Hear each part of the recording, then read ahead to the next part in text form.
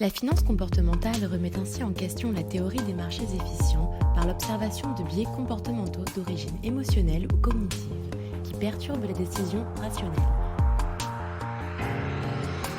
Le biais cognitif est une erreur, un biais de décision dans lequel l'investisseur privilégie les informations immédiatement disponibles sans effectuer de recherche approfondie. Sur les marchés financiers, le trader recherchera systématiquement des configurations qu'il connaît ou qu'il croit connaître. Le biais momentum est lui un biais psychologique consistant à surpondérer l'information récente. On considère que ce qui s'est produit dans le passé a de fortes chances de se reproduire dans un avenir proche.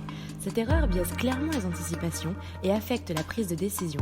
Plusieurs études montrent en effet que les investisseurs sont très optimistes dans un marché haussier, excessivement pessimistes dans un marché baissier. Le biais de conservatisme consiste en une surréalisation par l'investisseur de l'information confirmant son opinion et minimisant les informations discordantes. Lorsqu'un individu achète un titre, il va uniquement se focaliser sur les éléments confirmant son sentiment haussier, au lieu de prendre en compte toute l'information à sa disponibilité. Le biais d'optimisme survient lorsque l'on estime disposer de capacités supérieures à celles des autres, en pensant ça n'arrive qu'aux autres, permettant néanmoins de faire face avec sérénité aux incertitudes de la vie.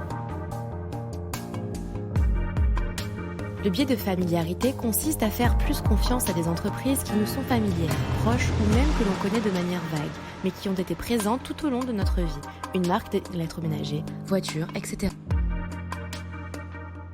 La finance et l'économie se sont donc appuyées sur d'autres matières afin de démontrer que les décisions des investisseurs ne sont pas rationnelles, étant notamment influencées par l'environnement et les circonstances à des degrés plus ou moins importants. De ce fait, la finance comportementale remet en cause la théorie d'efficience des marchés ainsi que le postulat principe non démontré de rationalité des investisseurs. Cette analyse nous permet donc d'affirmer que la théorie établie par Eugène Fama pourrait exister dans le cas où tous les êtres humains pourraient avoir un contrôle parfait sur leurs émotions, ce qui n'est pas le cas.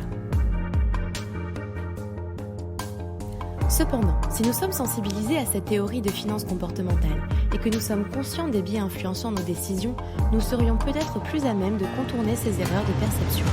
Nous investirions plus intelligemment dans des actions en réussissant à tirer profit de ces erreurs de perception générale, nous poussant à miser dans des actions sur- ou sous-évaluées.